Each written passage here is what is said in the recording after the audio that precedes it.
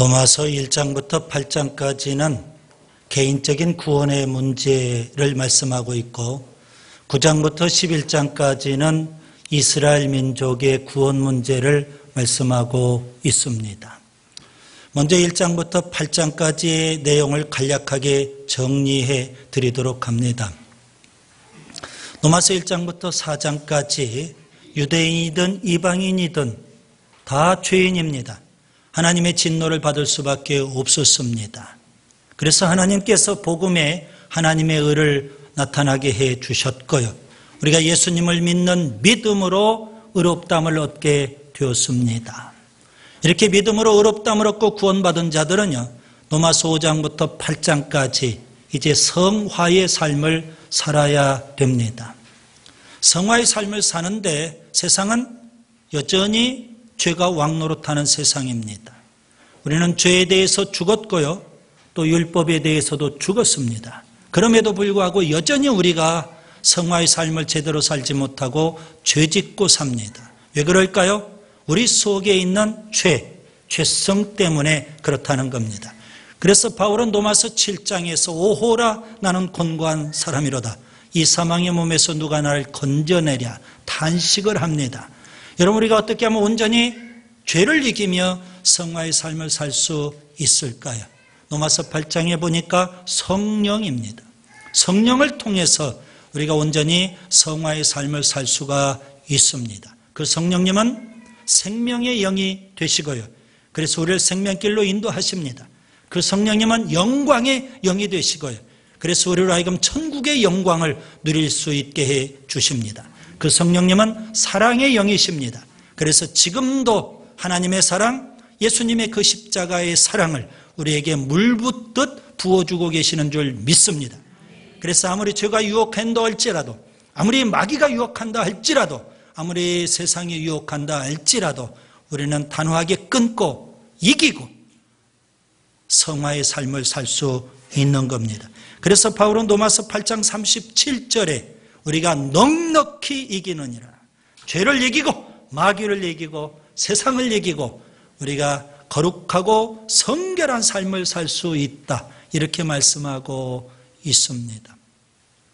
이제 주제가 약간 바뀌었습니다. 로마서 9장부터 11장까지에서는 유대인의 구원 문제, 이스라엘 백성의 구원 문제에 대해서 바울이 말씀하고 있습니다. 바울은 어떤 사람이었을까요? 그는 이스라엘 백성입니다. 그는 특별히 베냐민 지파 소속이죠. 그리고 바리새인이었습니다.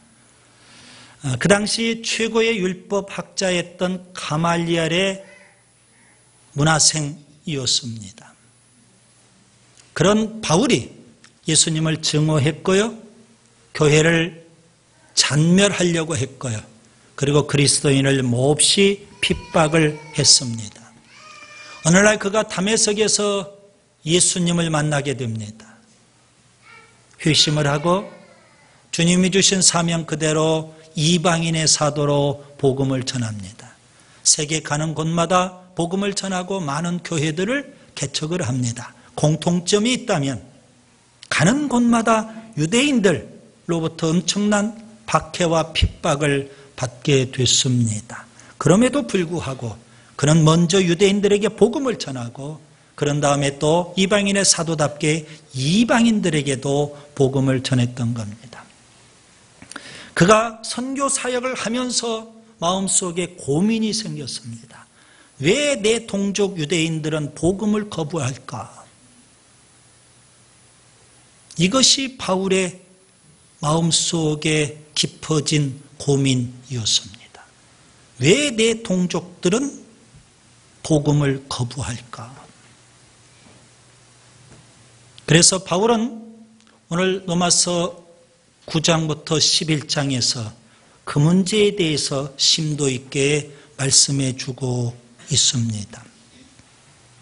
이스라엘 백성이 불신앙에 빠졌고 구원에서 멀어질 수밖에 없었는데요, 바울은 그것을 너무나도 안타깝게 생각하면서 오늘 9장에서 우리에게 세 가지를 말씀해 주고 있습니다.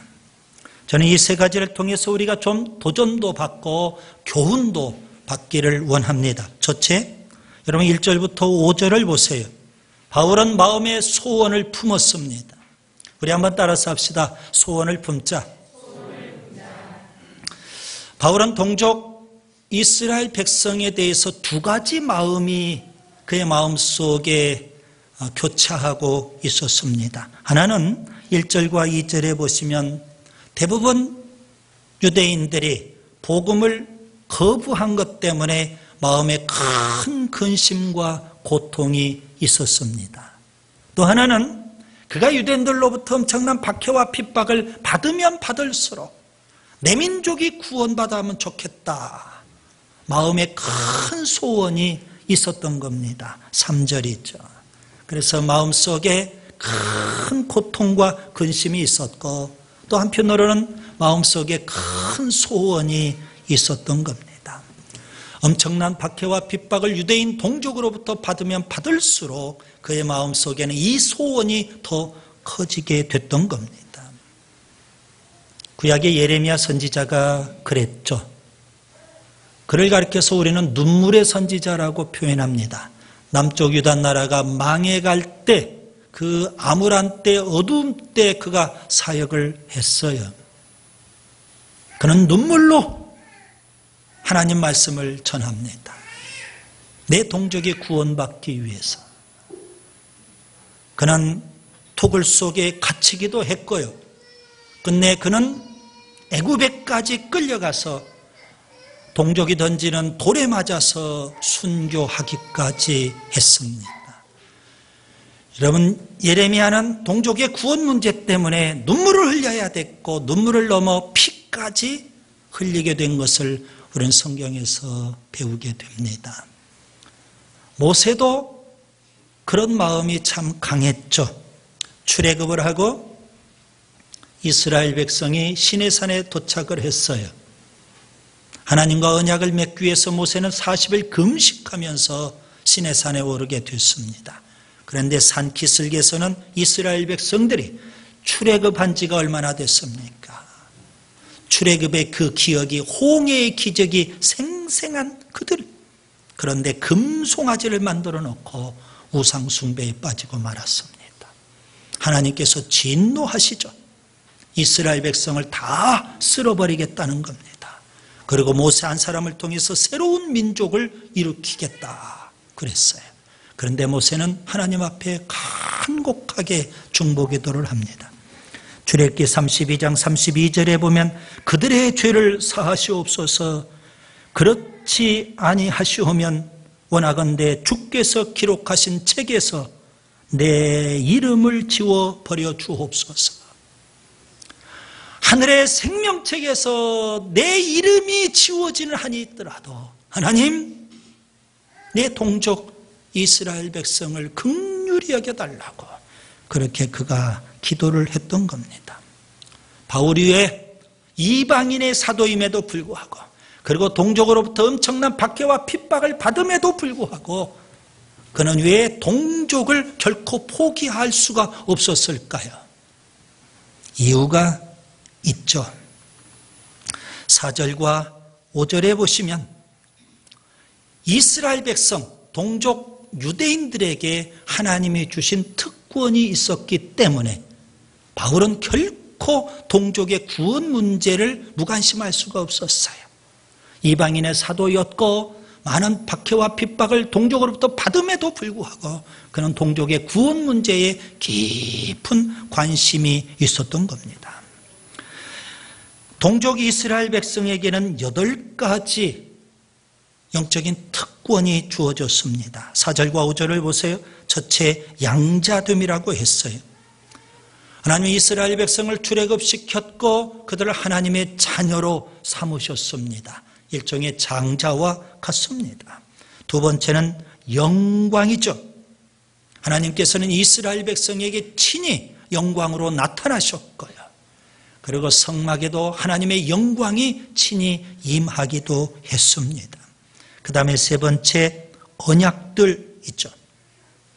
시내산에서 하나님께서는 이스라엘 백성과 언약을 맺으셨어요. 시내산 언약이 있죠. 그래서 이스라엘 백성은 하나님의 백성이 된 겁니다. 그 다음에 네 번째는 율법이죠. 시내산에서 언약을 맺고 하나님은 그 증표로 율법과 십계명을 주셨습니다. 그 다음에 예배죠. 시내산에서 언약을 맺고 하나님께서는 이스라엘 백성들에게 성막을 건축할 걸 명하십니다. 그리고 제사법을 가르쳐주고 제사장들을 세우고 이스라엘 백성이 하나님을 예배할 수 있도록 하나님을 예배하는 예배자가 되도록 세워주셨습니다. 그 다음에 여섯 번째, 약속들이 있습니다. 여기 약속들은 구약 성경에 그렇게 많이 담겨 있는 메시아에 대한 약속입니다. 하나님께서는 이스라엘 백성들에게 구약 성경을 통해서 이스라엘 백성들에게 다윗 왕의 후손으로 메시아를 보내주시겠다고 수없이 많은 약속들을 주셨습니다. 그 다음에 일곱 번째, 조상들이죠. 아브라함부터 시작해서 이삭, 야곱, 요셉, 수많은 믿음의 위대한 인물들, 히브리서 11장에 있듯 그런 믿음의 위대한 인물들이 이스라엘 백성의 조상들입니다. 그리고 마지막으로 그리스도입니다. 5절에 보면 그리스도는 본래 하나님이셨어요. 세세토록 찬양을 받으실 하나님, 그 하나님께서 육신을 입고 이 땅에 오셨는데 유대인으로 이 땅에 오셨어요. 이런 엄청난 특권들이 동족 이스라엘 백성 유대인들에게 주어져 있기 때문에 바울은 결코 내 동족의 구원 문제를 포기할 수 없었던 겁니다. 여러분, 오늘 우리가 바울에게서 배워야 될 부분이 이거입니다. 유대인들은 내 사명이 아닌데, 그리고 내가 유대인들로부터 핍박받는데 바울은 그렇게 생각할 수 있었어요. 그럼에도 불구하고 바울은 내 동족의 구원 문제를 결코 포기할 수 없었던 것처럼 여러분, 우리가 우리의 가족의 구원을 생각해야 되지 않을까요? 내 가까운 친구들, 이웃들, 직장의 동료들, 그리고 좀 넓게는 내 민족, 이 구원 문제에 대해서 우리가 깊은 관심을 가져야 됩니다. 나만 구원받았다고 좋아할 일도 아니고요. 나만 구원받았다고 내 주변을 무관심해서도 안 된다는 말씀입니다. 그래서 저는 늘 그렇게 표현하죠. 내가 구원받은 것은 먼저 구원받은 것이다. 하나님은 나를 통해서 내 가족이, 나를 통해서 이웃이, 나를 통해서 직장의 동료들이, 나를 통해서 이민족이 구원받기를 원하시는 줄 믿습니다. 바울의 이 소원은 곧 오늘 우리의 소원이 되어야 된다는 말씀입니다. 나 한 사람 구원받고 끝나지 말자는 거죠. 그 다음에 두 번째, 오늘 로마서 9장에서 우리가 배워야 될 소중한 교훈이 있어요. 6절부터 18절까지를 보시면 이스라엘 백성은 선택을 받았습니다. 하나님이 이스라엘 백성을 선택하셨어요. 여러분, 이스라엘 백성을 선택하셨다는 것은 무슨 의미일까요? 오늘 본문을 좀 자세히 보도록 하겠습니다. 하나님께서 맨 처음 아브라함을 택하셨죠. 7절에 보면 아브라함이 나옵니다. 그리고 아브라함에게는 이삭과 이스마엘이 있는데요. 여러분, 7절부터 9절을 보세요. 하나님은 이삭을 선택하셨고 약속의 자녀죠. 이스마엘을 선택하지 않으셨습니다. 육신의 자녀입니다. 그리고 또 여러분 10절부터 13절을 보세요. 이삭의 아들 야곱과 에서가 있어요.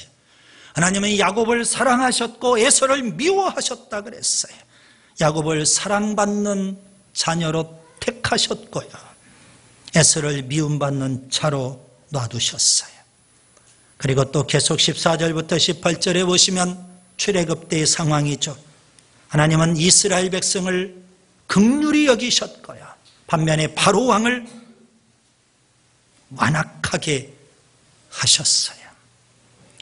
여러분, 오늘 본문에 보시면 구약 성경에 나오는 선택 사장을 설명하기 위해서 바울은 세 가지 예를 들지 않습니까? 이스마엘이 아니라 이삭을 선택하셨다는 겁니다. 에서가 아니라 야곱을 하나님이 선택하셨다는 겁니다. 그리고 바로 왕이 아니라 이스라엘 백성을 하나님이 선택하셨다는 사실입니다. 이런 본문 4절에 보면 이런 표현이 있어요. 그들은 이스라엘 사람이라. 무슨 의미일까요? 하나님이 선택하신 백성, 선민이다. 그런 의미입니다. 여러분, 본문 11절에 보시면 택하심이라는 단어가 나와요. 하나님께서 선택하신 백성, 이스라엘 백성입니다. 하나님이 선택하셨는데 왜 이스라엘 백성들이 복음을 거부하고 불신앙에 떨어지고 말았을까요? 여러분, 이게 고민 아니겠습니까? 바울의 고민이 바로 거기에 있는 거예요. 하나님이 선택하셨는데 왜 동족 유대인들이 불신앙에 빠졌고 구원에서 자꾸 멀어질까? 여러분, 오늘 우리가 선택이라는 걸 좀 깊이 한번 생각해 봐야 되겠고요. 선택에 대해서 사람들이 오해하기 때문에 그런 경향들이 의외로 많습니다. 여러분, 선택이라는 것은 여러분 이해를 좀 돕기 위해서 제가 이렇게 쉽게 좀 설명하려고 합니다. 여러분, 선택에는 두 가지가 있어요.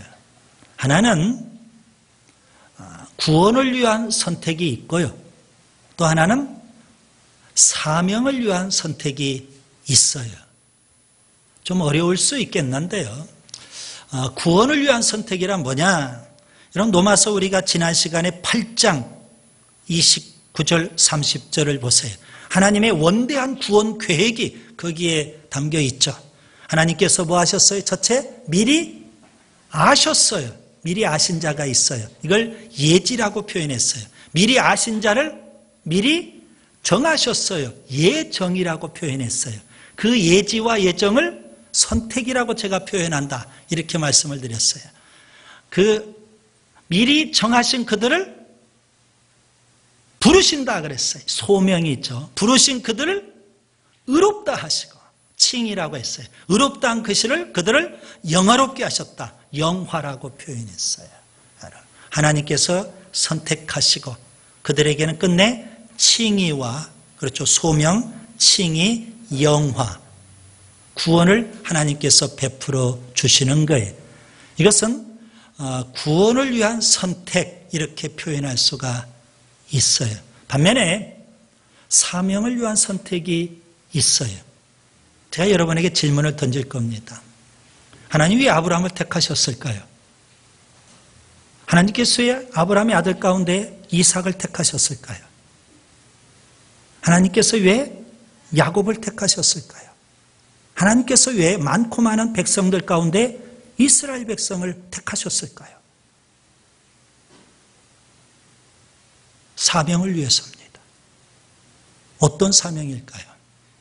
하나님께서는 온 인류를 구원하시기를 원하셨어요. 그래서 하나님께서는 메시아 예수 그리스도를 이 땅에 보내셔야 되는데 그 일 때문에, 그 사명 때문에 하나님 아브라함을 택하셨고, 그 다음에 이삭을 택하셨고, 야곱을 택하셨고, 이스라엘 백성을 택하셨고, 그리고 훗날 유다 지파를 택하셨고, 다윗을 택하셨고, 하나님은 다윗의 후손으로 메시아 예수 그리스도를 보내주시는 거예요. 무엇을 위한 선택이에요? 사명을 위한 선택이에요. 구약 성경에 보면 바사왕 고레스라는 인물이 나옵니다. 남쪽 유다 나라가 바벨론에 의해서 망하고 포로로 끌려갔어요. 바벨론 제국 다음에 바사 제국이 등장해요. 그 바사 제국의 고레스 왕이 어느 날 갑자기 조서를 내려요. 모든 유대인들은 포로에서 예루살렘으로 돌아가라는 겁니다. 석방을 시켰어요. 그리고 너희들의 하나님을 위해서 성전을 건축하라 그랬어요. 그런데 성경에 보니까 그런 바사왕 고레스를 위해서 하나님께서 미리 예언해 주셨어요. 이사야를 통해서 뭐라고 예언하셨을까요? 이 고레스는 내 목자다. 하나님 그렇게 예언하셔요. 그리고 그 고레스를 성령으로 기름 부어 주시겠다는 거예요. 에스라서 1장 1절에는 하나님께서 바사왕 고레스에게 성령의 감동을 주셨어요. 바사왕 고레스는 하나님을 전혀 모르는 사람이에요. 그는 유대인이 아니에요. 하나님이 그를 택하셨어요. 뭐 때문에요? 사명 때문에. 아수르 제국을 하나님이 택하셨어요. 하나님이 시킬 하나님께서 명령하신 사명이 그들에게 있어요. 북이스라엘을 징계하고 심판하는 일에 바벨론 제국을 하나님이 선택하셨어요. 남쪽 유다를 징계하고 심판하는 사명이 주어진 거예요. 여러분, 사명을 위한 선택도 있어요. 자, 이스라엘 백성이 선택을 받았어요. 그런데 그들이 왜 자꾸 복음을 거부할까? 왜 불신앙에 빠질까? 사명을 위한 선택이었다 하는 것을 여러분이 꼭 기억하시기를 바랍니다. 그렇기 때문에 여러분 본문 6절에 하나님이 이스라엘 백성을 선택했고요. 이스라엘 백성이 불신앙에 빠졌다 할지라도 하나님의 말씀이 폐하여진 건 아니에요. 하나님께서 실패하신 것이 아니에요. 14절에 보세요. 하나님의 선택이 불의한 것도 아니에요. 왜 하나님께서 이스마엘이 아니라 이삭을 택하셨을까? 왜 하나님께서 에서가 아니라 야곱을 택하셨느냐? 만약에 이것이 구원의 문제였다면 하나님께서 불의하신 것이고 편파적이실 수도 있겠죠. 하나님께서는 그들을 택하셔서 사명을 맡기시려고 특별하게 택하신 줄 믿습니다. 여러분 교회 안에 장로로 택하셨어요. 권사로 택하셨어요. 안수 집사로 택하셨어요. 순장과 교사로 택하셨어요. 저를 목사로 하나님이 택하셨어요. 잘난 것도 없는데 별 볼 일 없는데 하나님 왜 택하셨을까요? 사명 때문이에요. 그 다음에 세 번째 로마서 9장에서 또 배워야 될 교훈이 있습니다. 19절부터 33절까지 구원은 믿음으로 받습니다.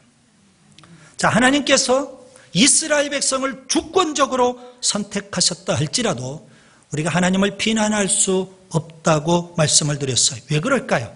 바울은 세 가지 이유를 제시합니다. 왜 우리가 하나님을 비난해서는 안 될까요? 20절부터 23절까지 첫 번째, 하나님은 주권을 갖고 계시기 때문에 그래요. 여러분, 토기장이와 진흙 한 덩이의 비유가 거기에 나옵니다. 토기장이는 진흙 한 덩이를 갖고 그가 얼마든지 귀히 쓸 그릇 만들 수 있고요. 천이 쓸 그릇을 만들 수 있는 거예요. 이건 토기장에게 주어진 권한이에요. 마찬가지로 하나님께서도요. 여러분 22절 23절에 보시면 진노의 그릇 혹은 긍휼의 그릇 하나님께서 만드시는 거예요. 그것은 하나님의 주권적인 영역이에요. 하나님은 어떤 분이세요? 주권을 갖고 계세요. 우주 만물을 창조하신 하나님, 피조물인 우리들이 하나님에 대해서 왈가왈부할 수 없고요. 하나님에 대해서 이래라 저래라 할 수 없다는 말씀입니다. 그 다음에 두 번째요. 24절부터 29절에 보시면 하나님은 공평하게 부르시기 때문에 하나님을 비난해서는 안 되는 거예요. 여러분 오늘 본문에서 아주 중요한 말씀이 거기 24절에 있어요. 유대인 중에서도 그리고요 이방인 중에서도 하나님께서 뭐 하신다고요? 부르신다는 거예요. 하나님의 부르심은 공평해요. 우리는 많은 사람들이 오해를 합니다. 하나님은 토기장이시고 진흙 한 덩어리로 귀히 쓸 그릇, 천이 쓸 그릇을 만드는데 그걸 도식적으로 이렇게 오해를 해요. 귀 있을 그릇은 유대인이고 하나님이 선택한, 천 있을 그릇은 이방인이다, 이렇게 오해를 해요. 귀 있을 그릇뿐만 아니라 긍휼의 그릇은 하나님이 선택하신 유대인이고, 그 다음에 진노의 그릇은 이방인이다, 이렇게 오해를 해요. 그렇지 않더라는 겁니다. 하나님은 우리 모두를 다 부르시는데요, 유대인도 부르시고 이방인도 구원회로 부르시는 줄 믿습니다. 그러면 여러분, 유대인 가운데서도 귀 쓰는 그릇이 있고 천이 쓰는 그릇, 유대인 가운데서 긍휼의 그릇도 있고 진노의 그릇도 있어요. 반면에 이방인 가운데서도 귀 쓰는 그릇이 있고 천이 쓰는 그릇도 있고, 이방인 가운데서 긍휼의 그릇도 있고 진노의 그릇도 있는 거예요. 하나님의 부르심은 공평해요. 자, 그 다음에 세 번째요. 그렇기 때문에 여러분, 이방인도 얼마든지 구원받을 수 있는 거예요. 25절, 26절. 반면에 또 유대인도 구원받을 수 있어요. 27절부터 29절. 특별히 이방인들이 불신앙에 다 빠졌다 할지라도 하나님은 유대인들 가운데서 남은 자를 특별히 구원해 주시겠다 약속하고 있는 거예요. 하나님의 부르심은 공평하기 때문에 우리가 하나님께서 이스라엘 백성을 선택하셨다고 해서 그 하나님을 비난할 수 없더라는 겁니다. 그 다음에 세 번째 30절부터 33절에 보시면, 믿음으로 구원받기 때문에 우리가 하나님의 선택, 이스라엘 백성을 선택하신 것에 대해서 우리가 비난할 필요가 없다는 겁니다. 하나님은 유대인이든 이방이든 공평하게 부르셔요. 문제는 뭐예요? 구원은 믿음으로 받는 거예요. 그런데 대부분 유대인들은 믿음이 아니라 행위를 따라갔어요. 반면에 이방인들은요, 30절에 보시면 이방인들은 믿음을 따랐어요. 그렇기 때문에 구원이 주어지게 되는 거예요. 자, 바울은 왜 하나님이 선택하신 유대인들이, 동족 유대인들이 왜 복음을 거부할까? 이 문제에 대해서 깊이 고민하면서 그가 깨달았어요. 하나님을 비난할 일이 없어요. 다 하나님의 주권적인 일이고요. 하나님은 유대인이든 이방인이든 다 부르시는 거예요. 그래서 바울을 이방인들의 사도로 삼으셔서 이방인도 부르시잖아요. 문제는 뭐예요? 유대인이든 이방인이든 우리가 예수님을 믿는 믿음으로 구원받게 되더라는 겁니다. 이제 말씀을 정리합니다. 바울은 이방인의 사도로 복음을 전하면서 유대인들로부터 엄청난 박해와 핍박을 받아요. 그럼에도 불구하고 그들에게 끊임없이 복음을 전하는데 대부분 유대인들이 다 복음을 거부해요. 불신앙에 빠졌어요. 너무 안타까워요. 그가 핍박을 받으면 받을수록 그의 마음속에는 동족을 사랑하는 마음, 동족이 구원받기를 원하는 마음이 더 간절했어요. 여러분, 진정한 신앙인은 나 한 사람 구원받는 것으로 기뻐하지 않습니다. 내 민족이 구원받는 것 때문에 우리가 깊은 관심이 있어요. 내 가족이 구원받아야 되겠고요. 내 이웃이, 내 직장의 동료가 구원받는 거에 깊은 관심이 있게 돼요. 우리가 지난주 많은 사건, 사고들 가운데 뉴스에서 유승준 가수 이야기를 접하게 됐어요. 유승준 가수 다 아실 거예요. 1990년대 젊은이들에게 폭발적인 인기를 받았던 그런 가수였습니다. 그런데 그렇게 인기를 누리던 그가 어느 날 병역 기피를 하고 미국으로 가버렸어요. 국적을 포기했어요.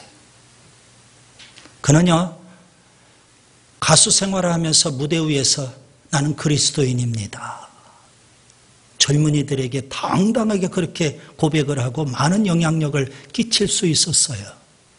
그런 그가 병역 기피를 하고 국적을 포기하고 미국으로 가버렸어요. 15년의 세월이 흘렀죠. 최근에 LA 총영사관에 비자 발급 소송을 제기했어요. 그런데 보기 좋게 패소당했어요. 본보기로 유승전 국내에 들어오지 못하게 막았어요. 저는 참 안타깝게 생각합니다. 한 좋은 신앙인, 그리고 젊은이들에게 폭발적인 인기를 받는 그런 연예인, 그의 마음속에 동족을 사랑하는 마음이 있었다면 얼마나 좋았을까. 바울에게서 이 마음을 배웠으면 얼마나 좋았을까. 그런 안타까운 마음이 있는 거예요. 그럼 진정한 신앙인은 내 가족의 구원 문제, 내 이웃의 구원 문제, 내 민족의 구원 문제를 우리가 나몰라 할 수 없어요. 우리는 구원받았지만 먼저 구원받았기 때문에 그래요. 바울이 안타까운 마음으로 그가 핍박을 받으면 받을수록, 그리고 이방인의 사도로 이방인의 복음을 전하면 전할수록 그의 마음속에는 동족에 대한 애끓는 마음이 있어요. 여러분, 내 가족이 구원받아야 되지 않을까요? 우리의 이웃이 구원받아야 되지 않을까요? 같은 사무실에서 일하는 직장인 동료들이 여러분 구원받아야 되지 않을까요? 내 민족이 구원받아야 되지 않을까요? 이 문제 때문에 우리가 저녁마다 기도해야 할 때 우리 민족을 위해서 우리가 기도하고도 있는 거예요. 여러분, 바울의 이 마음을 우리가 품고 열심히 복음을 전할 수 있기를 바랍니다.